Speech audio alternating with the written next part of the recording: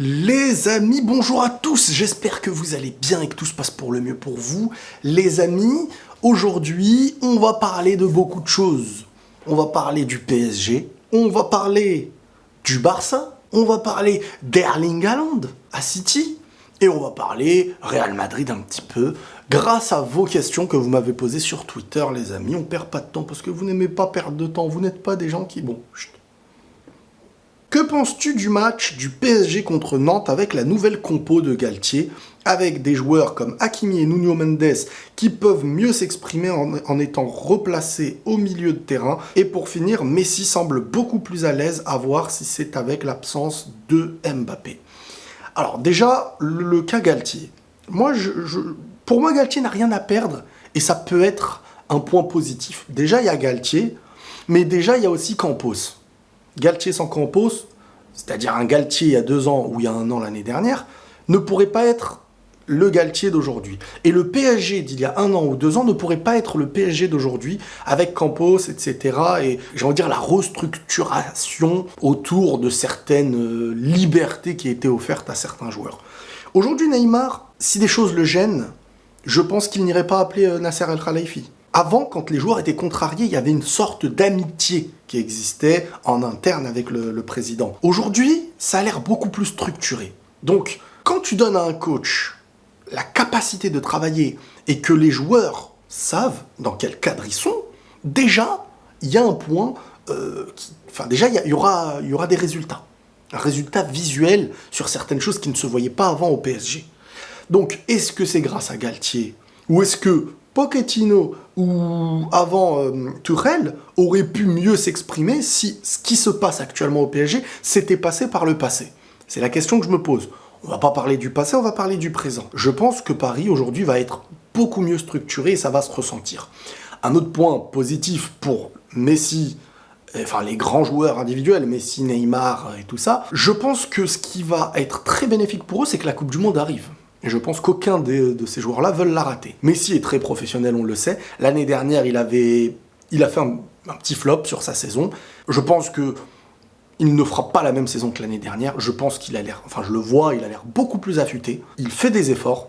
Il ne marche pas comme on l'a vu. Alors là, on parle que d'un match, mais Messi, c'est un joueur, il aime le foot. Messi, ça se voit très très vite quand il est à l'aise mentalement et qu'il veut aller croquer le ballon, quoi, qu'il veut aller vers l'avant, presser, etc. Parce que là, bizarrement, je vois des gens qui viennent dire maintenant, regardez, Messi, il a pressé, il presse et tout. Mais moi, je vous disais que Messi n'était pas le joueur que vous pensiez être. Non, il ne fait que marcher. Vous connaissez pas Messi. Tout le monde disait ça. Non, Messi, c'est un petit pit. Alors oui, quand l'équipe elle défend, il est pas là à revenir en pointe derrière, c'est normal. C'est un joueur qu'on préserve un peu. Il y a toujours un joueur comme ça dans une équipe, souvent.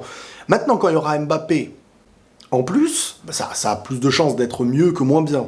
Mais est-ce que les trois arriveront à s'exprimer de la meilleure manière? Et que le lien, qui peut-être un bon lien à 2, sera un bon lien à 3? C'est encore un questionnement. À 2, Messi, Neymar, là on a vu que ça a très bien fonctionné. Messi, Neymar, Mbappé, on verra ce que ça donnera. Mais en tout cas, Messi sera meilleur que l'année dernière. On a vu Messi... L'année dernière, il n'a pas fait la prépa, il est arrivé dans le club en dernière seconde sans savoir qu'il allait arriver, il a voyagé, il a changé de maison, il a des circonstances atténuantes, du moins sur le début, la difficulté à s'adapter. Après, la saison, elle est lancée, et en plus, c'est le PSG. C'est beaucoup plus difficile au PSG de s'adapter, car il y avait un manque de structure claire, surtout quand t'as pas fait la prépa et tout, bon, t'arrives dans un petit bourbier. Là, aujourd'hui, ça a l'air clairement plus structuré. Neymar, par exemple. Neymar sait à quoi s'attendre. Les gars voulaient s'en débarrasser. Il a l'air de rester. Il y a une Coupe du Monde qui arrive. Il a tout à prouver dans tous les domaines. Il a tout à gagner. Dans le sens où il va prouver que ceux qui voulaient son départ avaient peut-être tort, donc il va se donner. Et à la fois, il sait qu'il n'est plus, on va dire entre guillemets, un petit chouchou de la présidence en mode si je suis pas content, j'appelle le président et voilà, si j'ai pas envie de ceci ou cela. Donc ça n'existe plus. Le club voulait s'en débarrasser et il l'a senti, et la Coupe du Monde arrive. Donc le mec ne peut que se préserver pour le football, quoi. Parce que sinon, tout lui retombera dessus. Donc pour l'instant, on a le cas Messi, qui a l'air de très bien revenir, déjà buteur, et on voit physiquement, moi je le vois aussi physiquement, et même dans ses mouvements, voilà, il bouge, il élimine plus facilement, et il a l'air hyper à l'aise à voir avec Mbappé, si ça colle parfaitement. Neymar, je vous ai expliqué, le PSG et la structure globale, c'est maintenant, les joueurs et le coach savent pour l'instant à quoi s'attendre, et la compo, qui, par le passé, tout le monde savait que c'était celle-ci qu'il fallait faire, mais le coach et tout n'osait pas. Est-ce que c'était en lien avec des joueurs qui ne voulaient pas, ou des conflits que ça allait faire? J'en sais rien. Mais en tout cas, la compo, là, actuellement, le 3-5-2, eh ben, c'est ce qu'il fallait. C'est ce qu'il fallait. Parce que, même si je trouve que Marquinhos, on ne l'a pas vu dans son meilleur visage hier, on a quand même Hakimi, qui apporte un surnombre, et qui est dans son meilleur profil. Et qui va être servi, et au passage, big up Hakimi hier, parce que le mec se fait huer par rapport à son soutien pour la Palestine. Grosse paix sur ce frérot. Paris montre pour son premier match officiel quelque chose de très rassurant. Faudra continuer, faudra confirmer. Le truc cruel avec le PSG, ce qui n'est pas de leur faute, c'est que ils vont faire, imaginons, un début de saison parfait, là où ils n'auront pas le droit de se rater, alors que les autres auront le droit de se rater, et ben eux n'auront pas le droit de se rater. Voilà. Pourquoi ? Parce que Paris, tout le monde sait très bien qu'ils écrasent la Ligue 1. De base, il n'y a aucun débat. Ils n'ont pas une seule rencontre réelle en championnat avec quelque chose d'équivalent. Et ça, c'est pénalisant, on va dire, médiatiquement. C'est-à-dire, tu gagnes, c'est normal, tu perds, c'est anormal. Donc déjà, médiatiquement, et on sait que Paris, parfois, ça peut devenir très vite instable, du moins par le passé. Et en Ligue des Champions, toute grande équipe a le droit de se rater, normalement. Mais pas Paris. Paris, quand il se rate en Ligue des Champions, surtout que voilà, l'argent, les joueurs recrutés, Messi, Neymar, Mbappé, et ben en fait, Paris se rate en Ligue des Champions, Paris rate sa saison. Et au-delà de ça, Paris rate sa Ligue des Champions, ça fume aussi individuellement des joueurs qui pourraient avoir le Ballon d'Or. À l'inverse, je vous dis, le Real, le Barça, le Bayern, etc., pour moi, je peux me tromper, du moins jusqu'à maintenant ça a été comme ça, même des joueurs éliminés en quart, en demi, qui ne la gagnent pas, pouvaient avoir un ballon d'or dans ces équipes-là, sans même évoquer l'échec de leur saison, parce que bon, tout le monde ne peut pas gagner la Ligue des Champions, je veux dire, City, Liverpool, Bayern, PSG, Real, Barça, Chelsea, je veux dire, à un moment donné, il y aura forcément un échec quand dans toutes ces équipes, il y aura des éliminés qui seront de grands favoris. Et ben, ça sera toujours un peu plus grave quand c'est Paris que quand ce sera les autres. Et cette pression médiatique qui vient dire la saison est ratée, vient pénaliser pour moi beaucoup d'individualité, même pour le Ballon d'Or. Bref, pour en revenir au PSG, ils nous ont montré un Neymar buteur, un Ramos buteur, un Messi buteur, chacun dans un profil qui, quand il est à son meilleur niveau, montre de quoi il est capable.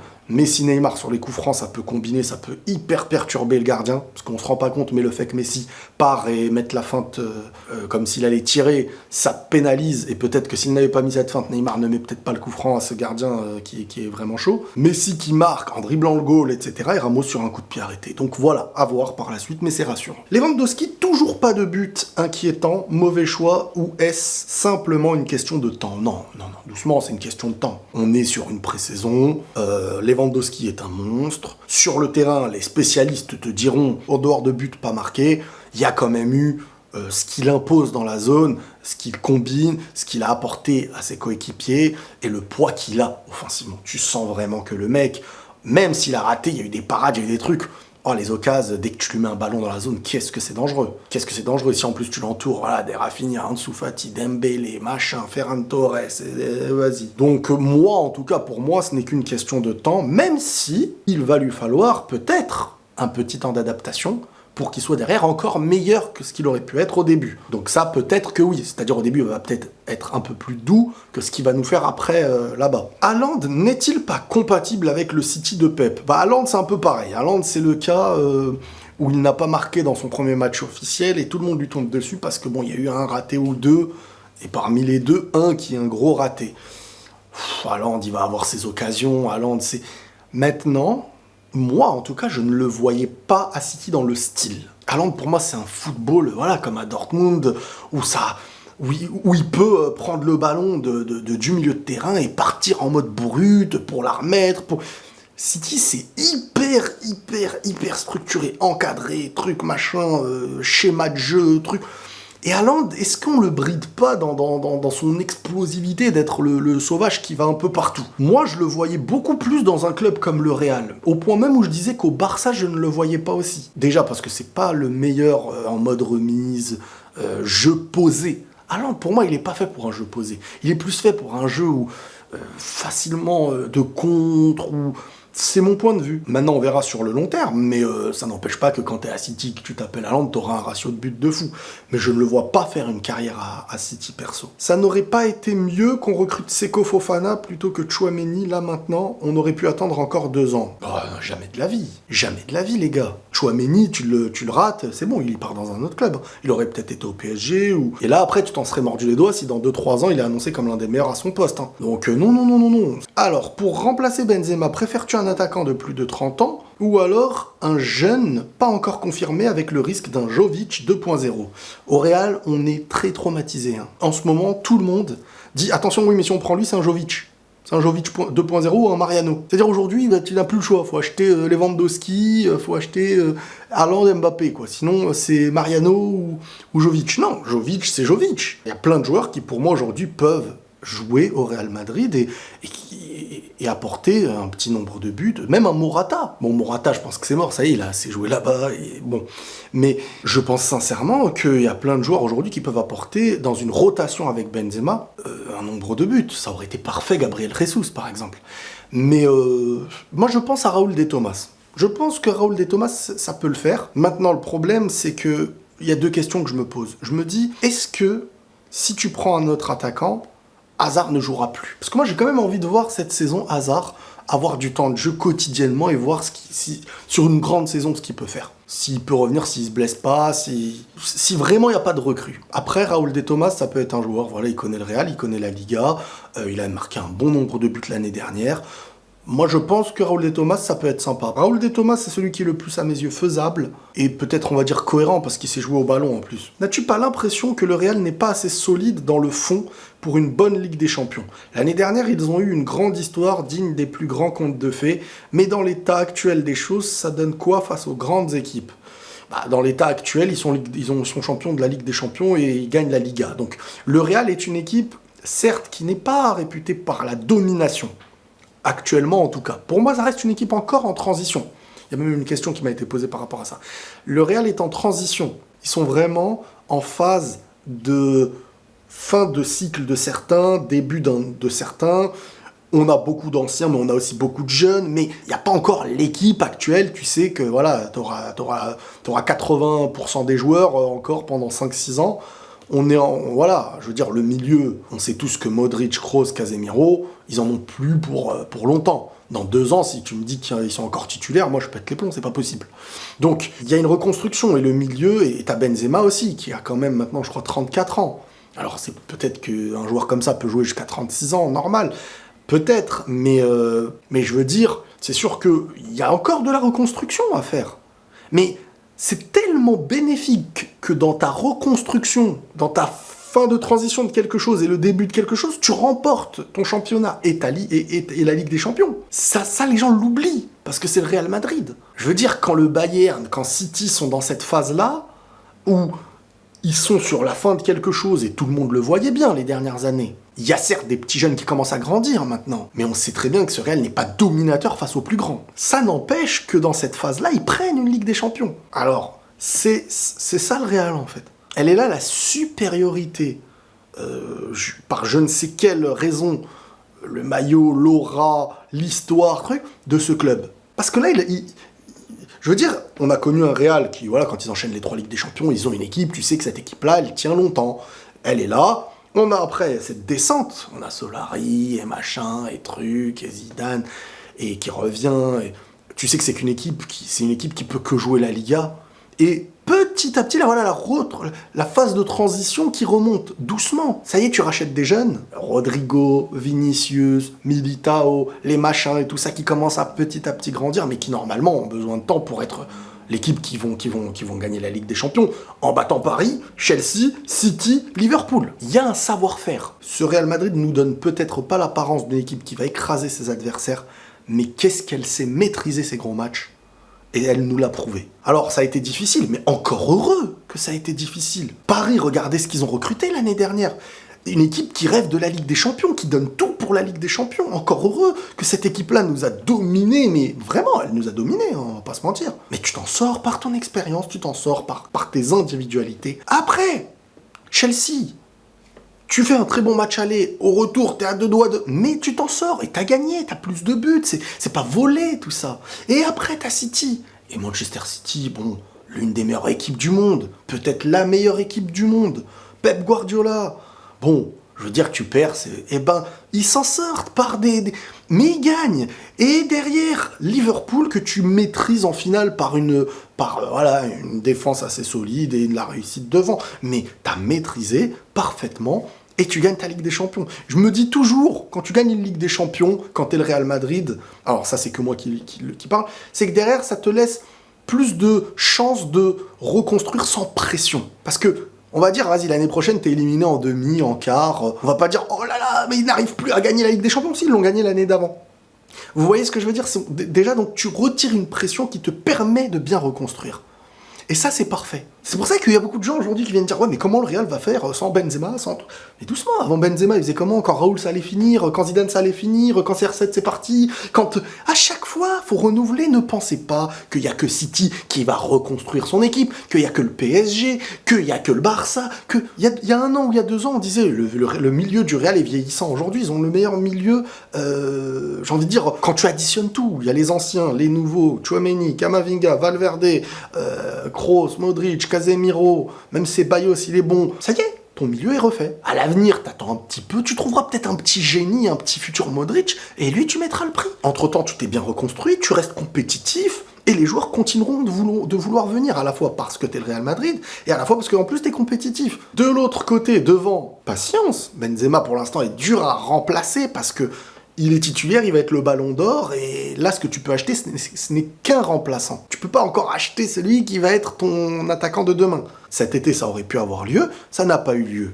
On verra dans quelques temps qu'est-ce qui se fera, avec quel joueur, et ça se reconstruira. Ne pensez pas qu'il n'y aura plus d'attaquants après Benzema au Real Madrid. Je veux dire, vous pensez trop sur le moment présent. Vous pensez que s'il n'y a plus Casemiro, s'il n'y a plus Modric, s'il n'y a plus Kroos, bah ça y est, c'est fin du monde. Mais non, il y a du mercato pour tout le monde. Et il y a des génies qui grandissent. Et ces génies vont dans les plus grands clubs, dont le Real Madrid. Peut-être pas qu'au Real Madrid, mais dont le Real Madrid. Et ils en auront. Donc, vous inquiétez pas, chaque chose en son temps. C'est temporaire, il y a Benzema, il manque un petit joueur, il y a une petite dépendance de ton meilleur joueur aussi. C'est un peu normal, c'était pareil pour Cristiano, c'était pareil pour Messi, c'était pareil pour Mbappé avec Paris, c'est pareil pour Lewandowski au Bayern, c'est pareil. Ça a été pareil pour plein de choses. Ça n'empêche que chaque chose se reconstruit en son temps. Après cette finale du PSG, crois-tu au grand retour de Léo et de Ney ? Ou ce n'est qu'une mascarade? Non, on ne peut pas dire que c'est une mascarade. Pour l'instant, il faut s'arrêter sur ce qu'on voit. Et sur ce qu'on voit, on a vu une belle performance vraiment de Messi. Et Neymar, individuellement, voilà, coup de pied arrêté, machin, truc. En plus, s'ils ont Mbappé devant et ils arrivent à le servir parfaitement. Maintenant, est-ce qu'en essayant toujours de le servir, ça va pas bloquer parfois le jeu qu'il doit y avoir entre Neymar et Messi? On verra. Vraiment, voilà. La question de ce qu'on a vu, elle est propre. Donc la réponse... On va pas dire mascarade, ça. Sur quoi on se base pour dire mascarade? Mais on peut pas dire non plus, ça y est, ils vont tous faire une saison parfaite. Faut attendre. La régularité nous montrera si ce match-là était le fruit de ce qu'on verra après, ou en fin de compte, ce que toi tu appelles la mascarade. T'as jamais évoqué dans tes vidéos le fait que Ronaldo se fasse traiter de lâche par tout le monde alors que c'est faux. Vous mettez trop d'importance aux propos des gens à des joueurs qui sont dans l'histoire et que tous les plus grands reconnaissent comme les meilleurs. Maintenant, si vous voulez parler que de « oh, il est méchant, il est gentil, les gars, des fois, il y a un vide intérieur que vous comblez par l'amour de vos joueurs. Oh, à un moment donné, les gars, il y a plus important. On aime un joueur, on l'aime, on sait pourquoi on l'aime bien, et c'est tout. Et les autres, ils vous taquinent avec ça, vous allez pas en pleurer quand même. J'espère que t'es pas adulte quand même en posant cette question. Que les gens le traitent de lâche temporairement, ça arrive.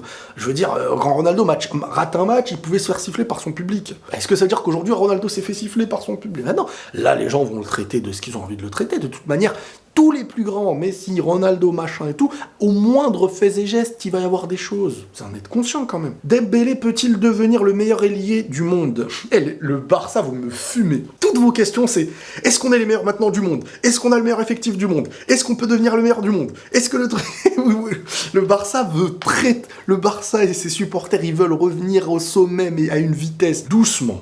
Dembélé pour devenir... Alors, oui, il fait déjà partie des meilleurs joueurs du monde, individuellement.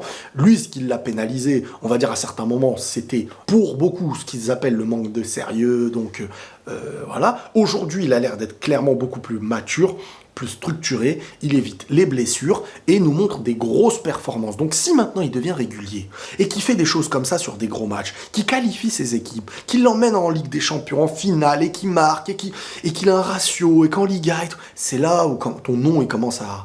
Ah oui, l'un des meilleurs. Le meilleur. Et c'est comme ça. C'est pas quelques bonnes performances, moitié de saison, là. Là, en tout cas, il a une bonne régularité. Il faut qu'il continue. Penses-tu qu'en cas de blessure de Vinicius ou Benzema, le Real peut dire adieu à sa saison? Bah, si les deux sont blessés, ça va être plus compliqué au très très haut niveau. Mais il y a l'ogre Eden Hazard, les amis. Non, mais plus sérieusement, bon, après, faut pas être blessé dans les plus gros matchs. Mais ça, après, ça touche tout le monde. Je veux dire, si Mbappé et Messi sont blessés dans la plus grande confrontation contre City, ça va se ressentir. Donc après, attention. Maintenant, s'il n'y en a qu'un des deux, est-ce qu'avec un collectif, qu'on voit une solidité plus importante que l'année dernière, tu peux t'en sortir? À voir si c'est une petite ou une grosse blessure. D'où l'importance de faire tourner une rotation, peut-être Benzema avec celui qui va être recruté, ou Benzema avec Hazard, etc., pour éviter les blessures. Le Barça est-il, de nouveau, un Champions League contenders? Les supporters de Barça, je vous ai dit, vos questions, c'est toujours dans... Est-ce que le truc... Toi, mais bon, là, ça va, c'est pour dire... Est-ce que, bien sûr, le Barça, je veux dire...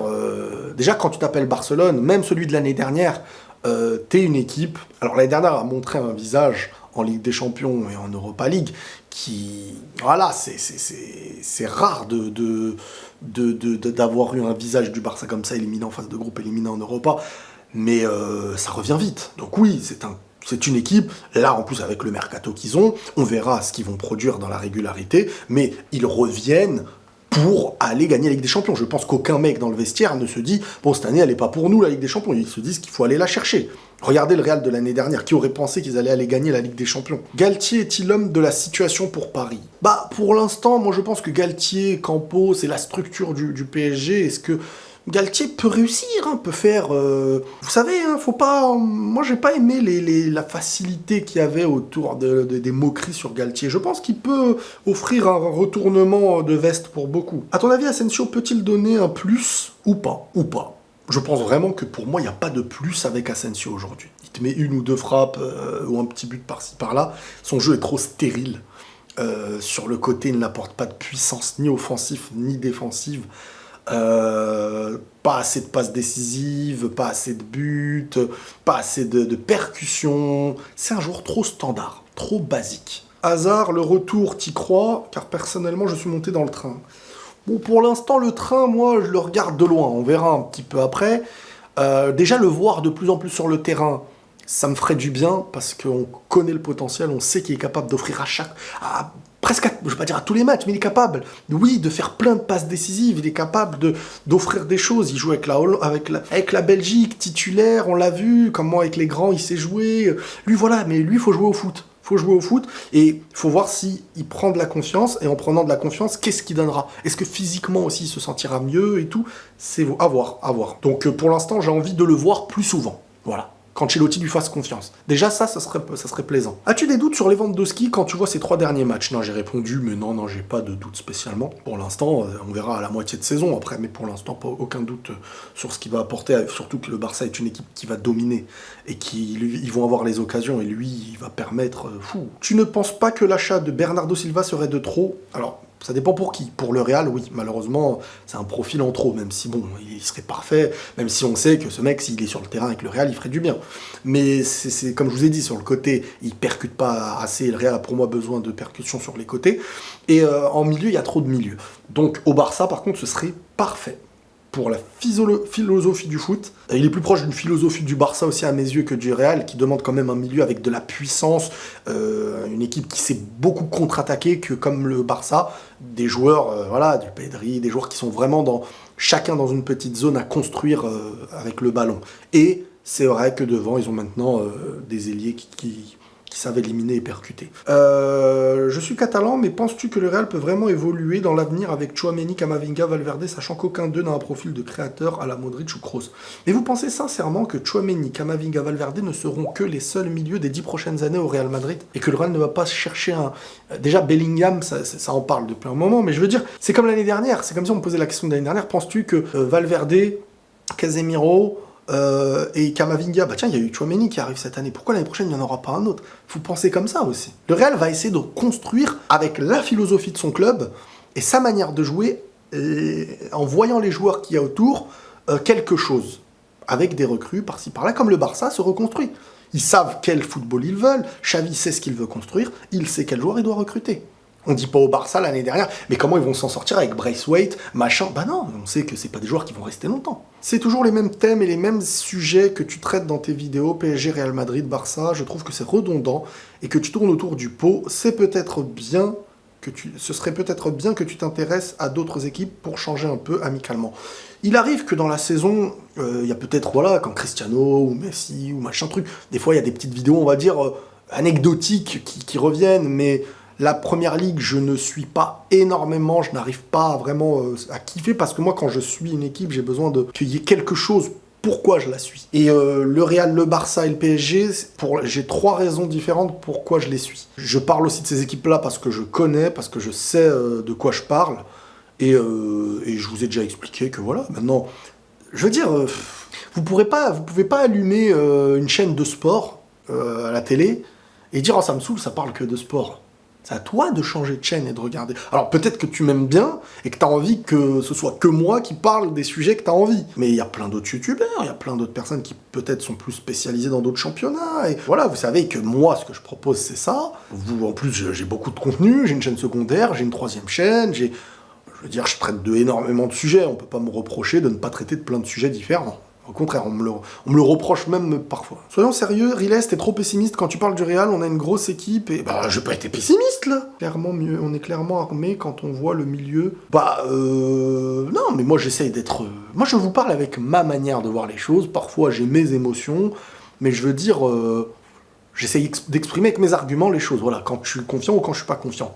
Maintenant, bien sûr, parfois un match ça va être catastrophique, ça va me stresser, je vais me dire, oulala, la semaine prochaine ça va être pire. Et la semaine prochaine, on me montre à mon visage et je me dis, tiens, ça repart sur de bons rails. Mais c'est aussi ça, une saison. C'est pas, on peut la gagner. Un match, t'es nul, t'as perdu 3-0, oui, mais on peut la gagner. Le match d'après, tu perds, oui, mais on peut la gagner. Non, mais après, il faut analyser chaque chose.